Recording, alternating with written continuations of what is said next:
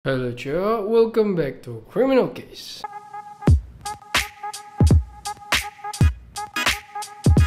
Nah sebelum ke ceritanya, gue mau ngasih tahu dulu ke lu semua. Jadi kemarin gue baca-baca komen, banyak yang bingung kenapa gue uploadnya minggu sekali, jarang-jarang ya. Ada juga yang bilang, oh, mulai malas lagi bang, segala macam. Enggak, gue bukan mulai malas lagi, cuman lagi ada hal yang gue urusin gitu ya, lagi ada prioritas lain aja gitu. Gue belum bisa ngomong, tapi nanti pasti gue ceritain ke lu semua nanti kalau udah lancar semua gitu lah ya. Kalau udah fix, gue bakal cerita juga ke lu pada, gue bakal kasih update lagi gitu biar lu nggak bingung. Dan gue juga lagi mau pindahan gitu, jadi kayak banyak yang diurusin cok. Sebenarnya juga kemarin gue mau off dulu 2 minggu 3 minggu nggak upload, tapi ya kayak nggak enak aja gitu sama lu pada ya. Apalagi kalau baca-baca komen banyak yang bilang kalau nggak ada video lu nggak bisa tidur bang. Ya gue nggak tahu bener atau enggak ya, cuman asumsi aja bener. Jadi ada kayak apa yang ngerasa tanggung jawab aja gitu. Jadi ya udah gue upload seminggu sekali minimal, jadi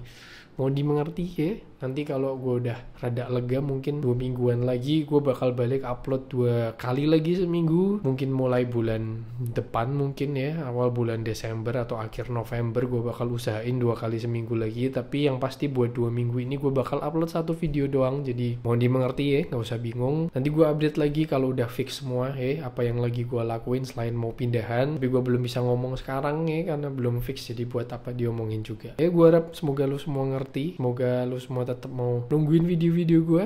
Nggak usah banyak basa-basi. Oke, jadi hari ini gue bakal bahas tentang mafia lagi, Jo. Kalau kemarin kan gue bahas si Luciano, ya kan. Kali ini gue bakal bahas keluarga mafia lainnya, gue bakal bahas keluarga mafia Bonanno karena ini cukup asik gitu ya. Dan bahkan pemimpinnya keluarga Bonanno itu termasuk salah satu pemimpin paling muda, Jo, dalam sepanjang sejarah permafiaan gitu ya. Kalau kemarin di keluarga Genovese kan Luciano baru bisa jadi pemimpin umur berapa tuh? 30 lebih ya kan. Kali ini masih muda, masih umur 20-an udah bisa jadi pemimpin keluarga mafia aja. Tapi ya tentunya ada alasannya kenapa bisa secepat itu ya. Dan gak cuman itu yang bikin seru. Si orang ini, si pemimpin keluarga mafia Bonanno ini sampai akhir akhir karirnya, sampai dia pensiun, sampai dia meninggal itu nggak pernah ketangkep polisi. Nggak pernah ketangkep polisi karena hal permafiaannya itu ya. Dan dia ini juga jadi salah satu bos mafia yang di respect gitu sama 4 keluarga mafia lainnya ya. Gak usah banyak basa-basi. Penasaran gimana caranya nih orang bisa nggak ketangkep gitu ya sampai dia pensiun, padahal ya dia juga dor-doran, dia juga main bisnis yang ilegal segala macam tapi nggak ketangkep. Penasaran gimana ceritanya? Makanya tonton terus sampai habis. Oke, kalau udah langsung aja ke ceritanya. Jadi gue bakal ceritain backgroundnya dulu ya. Jadi orang yang mau gue ceritain ini bernama Joe Bonanno. Dia tuh lahir pada tanggal 18 Januari tahun 1905 di Castellmare di Golfo, sebuah kota kecil gitu di Italia ya. Dan di daerah Castellmare ini itu tuh emang emang kayak tempat berkembang biaknya para mafia gitu. Emang banyak ngelahirin mafia-mafia besar lah. Bahkan orang yang sempat jadi bos dari segala bos di mafia New York, si Salvatore Maranzano yang gue ceritain di video sebelumnya, itu juga lahirnya di kota ini, coy. Kota Castellmare ini. Nah terus si bapaknya Joe Bonanno itu juga seorang mafia ya. Bapaknya tuh bernama Salvatore Bonanno. Emang namanya rada mirip-mirip gitu ya. Tadi Salvatore Maranzano, ini Salvatore Bonanno ya. Nah intinya bapaknya Joe Bonanno ini tuh emang seorang mafia. Terus di tahun 1908 waktu si Joe ini baru berumur 3 tahun, dia tuh pindah bareng keluarganya ke New York. Karena si bapaknya Joe itu tuh salah satu pemimpin dari geng mafia, Joe. Dan geng mafianya si bapaknya ini itu lagi perang sama geng mafia lain. Jadi si bapaknya nih istilahnya kayak mau bantu gitu, mau ngebantuin gengnya. Udah akhirnya bapaknya Joe mutusin buat pindah ke New York kan. Dibawa tuh si Joe sama istrinya. Tapi nggak lama di New York, keluarganya balik lagi ke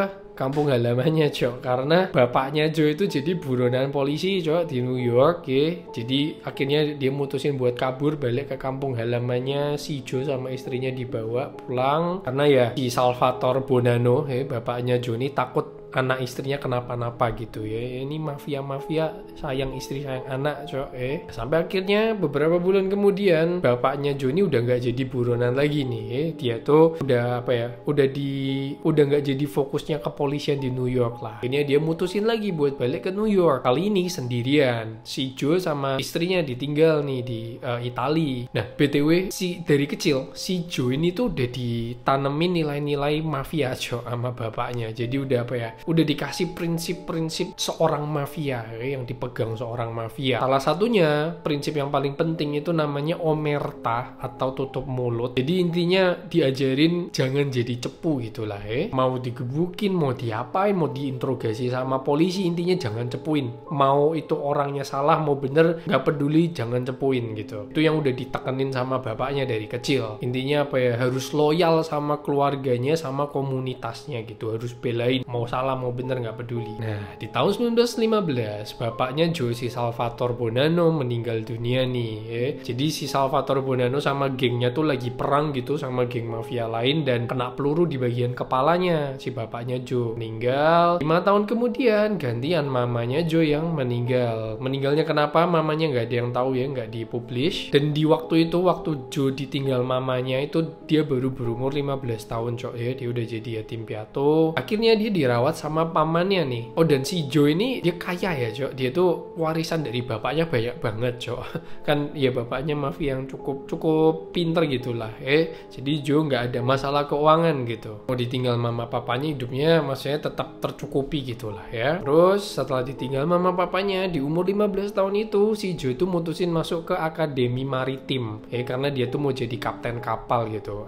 Apa sih namanya orang yang nyetir kapal? Ya itulah pokoknya dia mau jadi yang nyetir kapal gitu ya. Nah, sayangnya di tahun 1922 waktu Joe ini udah tinggal bentar lagi mau lulus cok. Udah kayak tinggal mungkin istilahnya skripsi terus lulus gitu ya. Tapi Joe nggak bisa lulus karena masalah seragam cok masalah seragam. Jadi gini, di tahun itu Italia itu lagi dipimpin sama Benito Mussolini. Nah, si Benito ini tuh dia tuh adalah seorang ketua Partai Fasis Nasional Italia. Partai Fasis itu apa gua nggak tahu, politik. Buat lu yang tahu boleh komen di bawah nanti gua pin. Intinya model kepemimpinannya Benito nih diktator banget gitu. Pokoknya dia maunya harus nurutin semua rakyatnya. Semua harus diatur dia segala macam harus nurut. Salah satu aturannya Benito tuh ngeganti warna baju seragam sekolah dari warna putih ke hitam cok karena warna logo partainya itu warna hitam. Nah, si Joe kan tadi kayak gue udah bilang ya,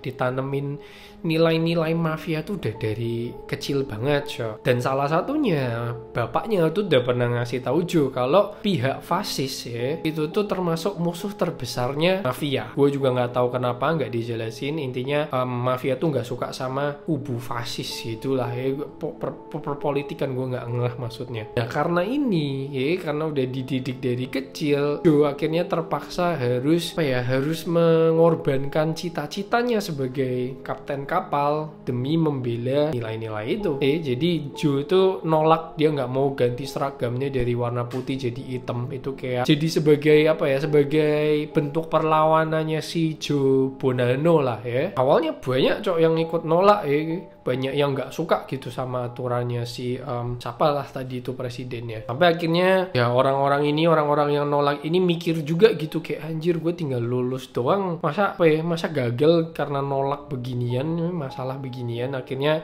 mulai berkurang sampai akhirnya sisa 7 orang doang yang ngelawan peraturan itu, termasuk si Joe Bonanno. Ya udah, si Joe Bonanno nggak mau nurutin dan sekolahannya juga udah ngancem gitu kalau lu nggak mau ganti seragam lu bakal dikeluarin. Dan ya Joe dikeluarin, milih buat keluar gitu. Udah dikeluarin tuh, padahal tinggal bentar lagi lulus cok. Sampai akhirnya setelah dikeluarin dari sekolah itu, si Joe ini nyoba nyari kerja lain gitulah ya, kerja serabutan.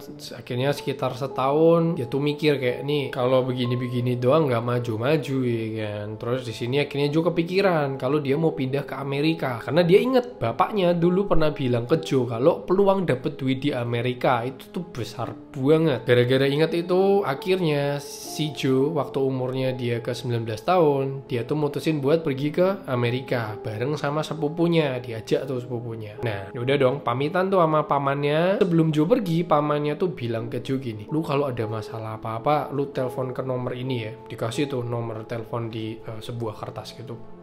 Dikasih oke, disimpan nama Joe. Pergi tuh Joe sama sepupunya ke Amerika, naik kapal. Nah, tapi di sini ada masalah lain, Cok. Jadi sepupunya Joe itu nggak punya visa, nggak punya paspor, ya. Dan ya, kalau mau keluar negeri kan butuh dua itu, ya kan. Akhirnya mereka nggak bisa masuk ke Amerika secara langsung, ya. Terus ya udah, Joe sama sepupunya akhirnya pergi dulu ke Kuba. Baru dari Kuba, mereka tuh naik perahu kecil gitu ke bagian timur Amerika gitulah. Jadi dia jadi imigran gelap nih mereka berdua. Baru nyampe di Amerika, si Joe sama sepupunya kena masalah lagi, Cek. Mereka ketangkep sama polisi imigrasi waktu lagi naik kereta ke New York. Dibawa ke kantor polisi, si Joe sama sepupunya langsung diinterogasi gitu, minta penjelasan gitulah.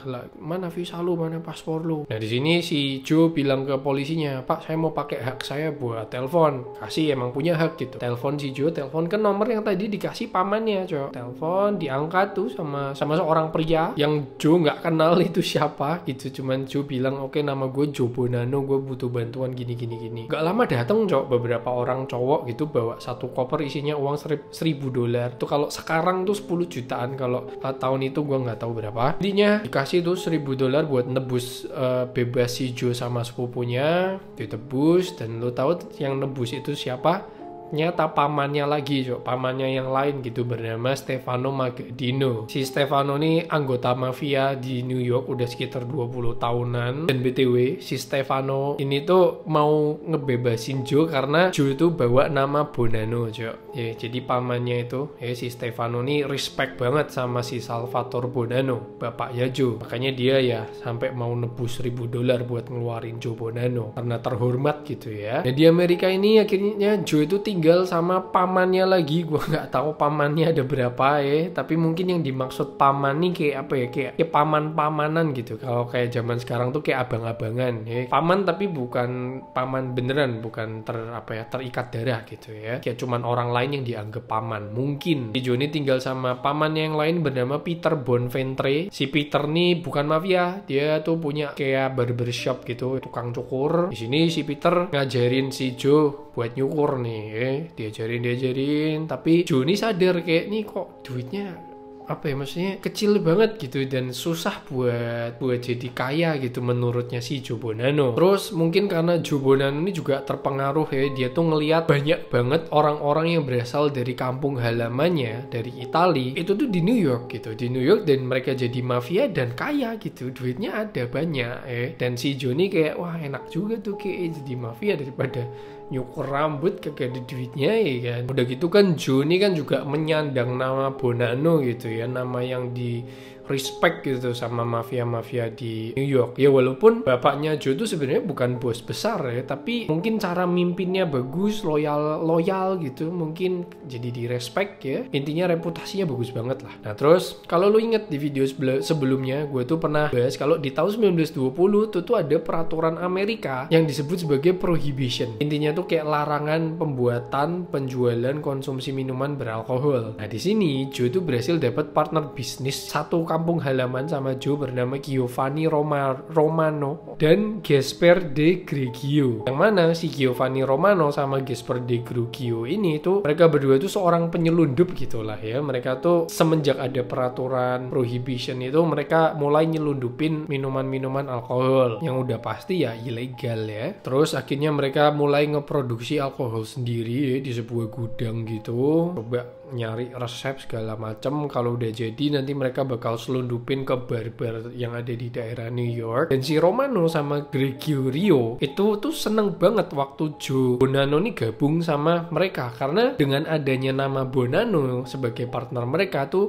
mafia-mafia lain tuh nggak jadi nggak berani ada yang musik gitu ya, sangkin yang kayak tadi gue bilang respect gitu sama nama Bonanno. Dia udah tuh lancar banget bisnisnya, nggak ada yang ganggu, nggak ada yang ini itu. Sebaliknya Joe Bonanno juga seneng karena duitnya mulai kelihatan nih, ya kan. Tapi sayangnya apes banget Cok ini. Jadi ada satu kejadian gitu. Di satu hari gitu, si partnernya Joe, si Romano lagi ngeproduksi alkohol di gudang gitu kan. Lagi ngeproduksi, salah satu gentong tempat nyimpen alkoholnya itu tumpah Cok. Entah kenapa tumpah jatuh kesulut api, terus tiba-tiba meledak Cok. Dan si Romano yang ada di gudang itu ya meninggal di tempat. Tapi ya posisinya si Joe sama si Gregorio tuh lagi di luar, lagi nggak di gudang, makanya mereka berdua selamat. Tapi waktu dengar berita itu ya shock lah, trauma ya kan, temennya sendiri gitu. Akhirnya karena Joe nih sama Gregorio masih lumayan trauma, mereka berhenti dulu lah, mereka cari kerjaan yang lain. Dan di sini lumayan unik. Ini lumayan aneh menurut gue, karena setelah melakukan bisnis yang ilegal, si Joe ini kerja sebagai supir di sebuah toko roti gitu. Jadi dia jadi yang nganter-nganter roti. Di saat yang bersamaan Joe ini juga belajar acting gitu ya. Dan dua-duanya berjalan sangat lancar Cok. Di toko roti itu si Joe dari yang tadinya supir naik pangkat jadi manajer yang ngurusin toko itu. Sedangkan karir actingnya juga ya lumayan gitu. Lumayan dipanggil sana sini lah. Ya walaupun mungkin gak jadi pemeran utama segala macam, tapi oke lah, lancar gitu jalannya. Tapi karena mungkin bawa nama Bonanno gitu ya, kayak terus dari kecil ditaneminnya nilai-nilai mafia, balik lagi dia ke permafiaan Cok. Nah jadi di New York itu tuh lagi ada pesta perayaan buat ngerayain kedatangannya si Salvatore Maranzano, yang nantinya itu dia bakal jadi bos dari segala bosnya mafia ya, yang udah gue ceritain kemarin. Jadi Salvatore Maranzano tuh datang dari Italia ke New York. Waktu sampai ke New York dibikin tuh perayaan besar-besaran, dan karena Joe bawa nama Bonanno, dipanggil dia ke pesta itu. Nah di sini si Joe Bonanno ketemu sama Salvatore Maranzano, karena Salvatore Maranzano ini kenal sama bapaknya si Joe nih ya, si Salvatore Bonanno. Bilang bapaknya aja lah ya biar gak bingung, karena namanya sama-sama Salvatore ya. Intinya si Salvatore Maranzano itu respect sama bapaknya si Joe. Terus yaudahlah, karena tahu Joe ini anaknya, ngobrol-ngobrol segala macem. Karena si Salvatore Maranzano tuh mikir kayak, wah nih bapak lu dulu kepemimpinannya bagus banget nih segala macam nih, bisa jadi anaknya nurun ya kan, kemungkinan besar. Ya udah tuh di sini Joe sama Salvatore Maranzano semakin deket ya, semakin sering ketemu, semakin sering ngobrol, sering makan siang bareng, makan malam bareng. Lama-lama dari obrolan itu si Salvatore Maranzano tuh mulai kayak, wah bener nih, kayaknya nih orang bisa nih mimpin kayak bapaknya dulu nih. Akhirnya Salvatore Maranzano bilang ke Joe, bilang gini kayak, Joe mau nggak lu urusin bisnis penyelundupan alkohol gua nih, lumayan gede, coba lu urus dah, karena ya gue sibuk segala macem gitu. Si Joe Bonanno mungkin udah nggak trauma gitu sama bisnisnya yang sebelumnya. Si Joe terima, ya boleh, gue punya pengalaman gitu. Ya udahlah, diurus tuh bisnis penyelundupannya si Salvatore Maranzano. Dan ya lu tahu kan ya dari cerita yang sebelumnya, kalau mafia punya bisnis itu tuh nggak pernah berjalan mulus ya kan, kayak ada aja gangguannya gitu. Entah gangguan nanti ada polisi diganggu sama mafia lain segala macam, tapi waktu dipegang sama Joe Bonanno, bisnisnya Salvatore lancar Cok. Penyelundupannya lancar, lancar karena kerjanya bagus. Gajinya Joe ini digedein gitu sama Salvatore, sampai akhirnya Joe bisa bikin bisnisnya sendiri Cok. Bisnisnya apa? Ya penyelundupan juga, apalagi. Sampai akhirnya semakin dekat lagi sama si Salvatore Maranzano, sampai akhirnya dia jadi orang kepercayaannya gitu ya. Ya sering bareng gitu lah. Nah, sampai akhirnya kalau lu inget di video sebelumnya, ini gue ceritain singkat aja biar nggak ngulang lagi. Kalau lu mau nonton detailnya ke video gue yang sebelumnya. Jadi ini yang mau gue ceritain ini ada di era perang keluarga mafia nih lagi terjadi perebutan kekuasaan gitu antar kelompok mafia. Sini kelompoknya Salvatore Maranzano juga ikutan perang mereka saling nyerang satu sama lain kelompoknya Masseria. Pokoknya terjadi perang besar lah, sampai akhirnya berkat bantuannya Charles Luciano, si Masseria itu bos dari segala bosnya yang mimpin waktu itu tuh berhasil diambil nyawanya dan digantiin sama Salvatore Maranzano. Si Charles Luciano ngasih kedudukan itu buat lu. Charles Luciano tuh kalau lu lupa dia pemimpinnya keluarga Genovese ya di video kemarin tuh. Oke, akhirnya Salvatore Maranzano jadi bos besar tuh di situ ya. Lama setelah Salvatore Maranzano jadi bos besar, dia nyeleweng juga, disikat juga nyawanya sama Charles Luciano ya, disikat juga. Berhubung Salvatore Maranzano ini udah meninggal, jadi kelompok mafianya itu tuh nggak ada yang mimpin. Akhirnya yang paling layak mimpin sih Joe Bonanno ya. Itu kenapa kelompoknya si Salvatore Maranzano dinamain keluarga mafia Bonanno, karena pemimpinnya Joe Bonanno. Dan karena anggota-anggota mafianya Salvatore Maranzano ini respect sama Joe Bonanno, akhirnya mereka milih kayak udah lu jadi pemimpin kita aja. Ya udah dipimpin tuh sama Joe Bonanno. Tahun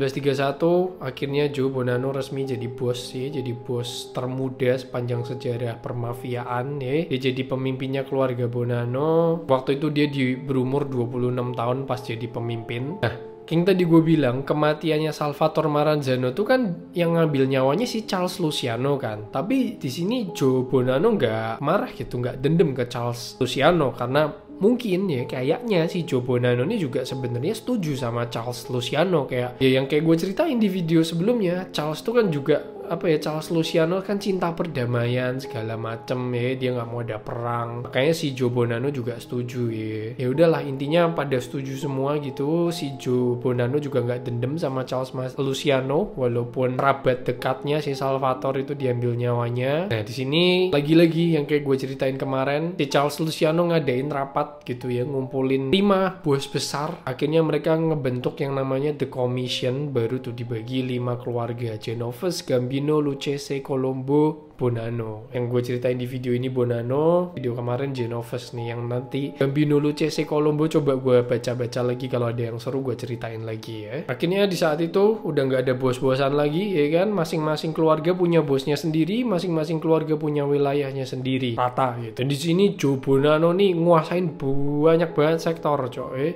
Bisnis-bisnis ilegal, perdagangan minuman keras, zat-zat terlarang, obat-obatan terlarang, pabrik ya, dari yang ilegal, legal, semi-legal, semuanya punya dikuasain sama keluarga Bonanno. Dan kaya banget. Di tahun 1950-an bahkan dia bisa beli 3 rumah yang mewah di 3 negara berbeda. Lu kebayang sekaya apa ya? Nah, terus di tahun 1930 FBI dan polisi ini mulai fokus buat ngeringkus mafia-mafia ini nih ya, mau disikat semua lah. Dan Joe Bonanno termasuk yang bertahan berhasil ngindarin kepolisian dan FBI. Kalau lo inget si Charles Luciano kan di tahun 1936 juga ketangkep polisi kan akhirnya. Nah si Joe ini bukannya ketangkep malah makin kuat dikejar polisi, bukannya semakin ngumpet-ngumpet tapi semakin berjaya gitu. Terus di keluarga-keluarga lain, di keluarga Colombo dan lain-lainnya tuh gantian bos terus karena ada yang ketangkep, ada yang meninggal, pokoknya gonta-ganti wakacau lah. Sedangkan di keluarga Bonanno masih damai-damai aja dipimpin sama Joe Bonanno. Jadi lu kebayang betapa jagonya dia memimpin suatu organisasi gitu ya, rapi banget segala macamnya lah. Dan BTW Joe Bonanno nih walaupun nggak ada walaupun rata gitu 5 keluarga kekuasaannya rata, tapi kalau setiap meeting Joe Bonanno nih berasa kayak secara nggak langsung dia tuh udah kayak ketuanya dari 5 keluarga ini. Jadi semua omongannya Joe Bonanno itu sangat didengar sama bos-bos yang lain gitulah ya, respect gitu. Makanya secara nggak langsung ya Joe Bonanno ngomong A, nanti keluarga yang lain oh iya bener juga, kayak ngikutin gitu. Nah sampai di tahun 1960 karena mungkin Joe Bonanno besar kepala atau gimana gitu ya, udah terlalu lama punya power, udah udah bosen gitu, nggak ada tantangan, mungkin dia kayak semua udah ditaklukin. Si Joe mulai nunjukin ambisinya buat memperluas wilayahnya. Caranya gimana? Ya naklukin keluarga mafia lain, ngambil daerah yang dikuasain sama mafia lain, yang dimana harusnya udah dibagi rata tuh. Nah di sini akhirnya Joe itu mulai ngebentuk aliansi bareng beberapa keluarga lainnya buat jatuhin keluarga Gambino dan Lucchese. Karena menurut Joe Bonanno, wilayah yang dikuasain Gambino sama Lucchese itu tuh wilayah yang bisa menghasilkan banyak banget uang. Dan Joe Bonanno ngerasa keluarga Gambino sama Lucchese ini nggak kompeten buat ngolah wilayahnya, makanya Joe kepikiran udah gue ambil aja gitu dengan cara paksa. Akhirnya Joe Bonanno mulai bikin aliansi kong kali kong sama keluarga yang lainnya lagi. Nah di sini karena ambisinya Joe Bonanno ini mulai kesebar, mulai tegang nih, kondisinya terbagi jadi dua kubu yang bela Bonanno, kubu yang bela Gambino sama Lucchese. Terjadi lagi nih peperangan. Awalnya sih perang dingin doang gitu, kayak diem-dieman doang, nggak saling bantu. Lama-lama meledak juga, dor-doran akhirnya. Sampai terjadi perang yang dinamain The Banana War. Itu plesetan buat nama perang yang disebabin sama keluarga Bonanno, dinamain Banana. Dan karena kemarukannya si Joe Bonanno, itu keluarga Bonanno lumayan kena dampak. Reputasinya Joe juga sangat memburuk. Keluarganya juga kehilangan banyak sektor bisnis karena ya digangguin mafia sana sini kan, tadinya lancar-lancar aja. Sampai akhirnya di tahun 1964 Joe diculik. Diculik. Dan lo tau siapa yang nyulik? Pamannya sendiri. Jadi pamannya nih yang bernama Stefano Magaddino tadi, yang nyelamatin Joe tadi, itu gabung sama keluarga mafia yang dimusuhin sama Joe Bonanno gitu. Jadi harusnya mereka nih musuhan, tapi mungkin karena paman yang ngeliat ya udahlah ini kayak keponakan gue sendiri, akhirnya diculik sama pamannya. Joe itu dibawa ke sebuah rumah gitu di tengah hutan. Ya nggak disekap, nggak diapa-apain. Jadi pamannya ini bener-bener kayak cuman mau nyelamatin Joe doang. Ditaruh situ, pamannya bilang lu mending stay di sini dulu aja daripada nyawa lu diambil gitu. Si pamannya ini bilang, ya bukannya gue nyelamatin lu berarti gue setuju sama lu gitu. Gue sebenarnya nggak setuju sama ambisi lu itu. Makanya gue gabung sama mafia yang lawan lu. Tapi ya karena lu ponakan gue sendiri, ya udah diselamatin gitu. Dan gue respect sama bapak lu. Ya udahlah, akhirnya Joe tinggal di situ selama beberapa bulan. Terus akhirnya di sini Joe minta tolong si pamannya si Stefano buat nganterin Joe ke Meksiko. Udah dianterin tuh sama pamannya ke Meksiko, diturunin di situ. Dan entah gimana ceritanya Joe malah pergi lagi ke Amerika, ke daerah Tucson, Arizona. Ya ngejalanin kehidupannya di sana dengan sangat low key, sangat tertutup. Dia jarang keluar-keluar segala macam. Biasa dia minta tolong anak buahnya buat nganterin makanan segala macam lah. Lama 2 tahun Joe tinggal di Tucson, Arizona itu, sampai akhirnya Joe Bonanno nih mikir, wah apa gue minta maaf aja gitu ya sama keluarga Gambino sama Lucchese. Yaudah, akhirnya si Joe mutusin berangkat lagi ke New York, berangkat ke New York. Di situ dia ketemu lagi sama anak-anak buahnya, sama keluarga mafia yang ngedukung dia. Dia bilang, oke, gue mau berdamai lagi nih, gue mau minta maaf, ini salah gue. Yaudah tuh, ketemuan kan, diajak ketemuan keluarga Gambino sama Lucchese, setuju. Dan pas ketemuan, pas si Joe Bonanno turun dari mobil, langsung didor-dorin sama keluarga Gambino sama Lucchese, bener-bener didor. Untungnya nggak kenapa-napa, langsung masuk mobil, langsung kabur ya kan. Dan di sini masalahnya Joe juga belum kelar ya, masih ada FBI dan polisi yang mau ngejar Joe Bonanno, tapi nggak berhasil ya. Joe Bonanno ini udah sempat beberapa kali ditangkap buat diinterogasi, tapi dia nggak ngomong apa-apa, nggak buka mulut, bahkan nggak cepuin keluarga Gambino sama Lucchese, nggak, dia diem, nggak ngomong apa-apa. Dan polisi nggak punya bukti, FBI nggak punya bukti, nanti ditangkap lagi, ditanya lagi, nggak ada bukti, dilepas gitu terus. Nah terus ada satu waktu FBI ini nangkep seorang bos mafia gitulah ya, tangkap tuh bos mafia. Si Joe Bonanno disuruh bersaksi ngelawan si bos mafia ini di pengadilan. Disuruh datang si Joe Bonanno datang ke pengadilan. Oke pak, saya bakal ngebela pihak polisi gitu, saya akan memberatkan tersangka gitulah ya. Datang ke pengadilan, bukannya dicepuin atau diapain, enggak, malah dibelain si bos mafia yang mau ditangkap ini. Ya datang kayak, enggak, bos mafia ini enggak salah apa-apa, dia enggak terlibat ini itu, ngadi-ngadi segala macem. Dan yang dipenjara malah si Joe Bonanno, dia dipenjara atas tuduhan penghinaan terhadap pengadilan, karena dia kan mungkin datang ke situ harusnya sebagai saksi pemberat tersangka gitu ya, tapi malah ngebelain tersangkanya. Jadi di penjara tapi cuman beberapa bulan, akhirnya keluar lagi. Habis itu Joe mutusin buat pensiun ya, dia udah nggak terlibat lagi sama permafiaan. Dia balik lagi ke Tucson, Arizona, sampai di tanggal 11 Mei tahun 2002 Joe Bonanno meninggal di usianya yang ke 97 tahun, hampir cepet, Dan ya, itulah kisahnya keluarga Bonanno. Setelah ditinggal Joe Bonanno, keluarga Bonanno ini jadi terombang-ambing, dia nggak punya pemimpin, bener-bener bisnisnya hancur satu persatu ya, masalah muncul, udah gitu musuhnya Gambino sama Lucchese ya kan.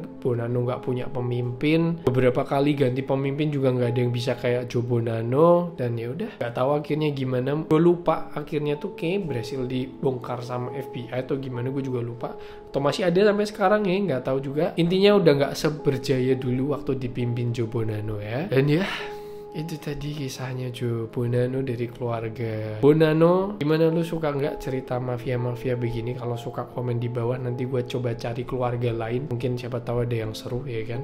Kayaknya dulu gue pernah bahas siapa ya, Gambino ya, gue pernah bahas, cuman udah lupa juga, videonya juga udah hilang kayaknya. Nanti mungkin gue bahas ulang ya, siapa tahu ada hal-hal yang waktu itu kelewat juga ya kan. Dan ya itu tadi kisahnya. Lu gimana menurut lu ya, komen di bawah. Semoga bisa mengantarkan kalian tidur ya, semoga bisa menghibur kalian. Jangan lupa di like, jangan lupa di subscribe, share juga ke teman kalian. See you in the next video.